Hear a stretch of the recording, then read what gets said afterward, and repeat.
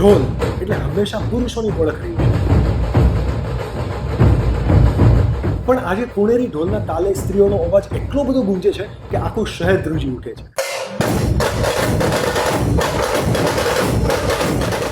પ્રશ્ન એ છે કે આજે મહિલાઓ પણ પુણેરી ઢોલ શા માટે વગાડે છે?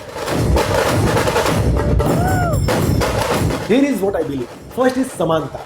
સ્ત્રીઓ હંમેશા સાબિત કરે છે કે કલા હોય કે શક્તિ પ્રદર્શન, ત્યાં ક્યારેય પણ લિંગની મર્યાદા હોઈ શકે. સેકન્ડ, શક્તિનું પ્રતીક. પુણેરી ઢોલ હળવો નથી. 10-15 કિલોનો ઢોલ અને સતત લાંબા સમય સુધી એક તાલે વગાડવું એ હંમેશા માનસિક અને શારીરિક કસોટી કરતી હોય છે. અહીંયા સ્ત્રી સાબિત કરે છે કે પોતાની માનસિક અને શારીરિક શક્તિ એ પુરુષ સમોવડી છે. થર્ડ, પરંપરા સાથે આધુનિકતા. ગણેશ ઉત્સવમાં આ ઢોલનો નાદ હંમેશા એ સૂચવે છે કે આ સંસ્કૃતિ માત્ર પુરુષોની નથી, સૌની છે. આજે દરેક ક્ષેત્રે મહિલાઓ પોતાની ક્ષમતા પુરુષ સાથે સાબિત કરી રહી છે. કમેન્ટ બિલો કે is that good or not.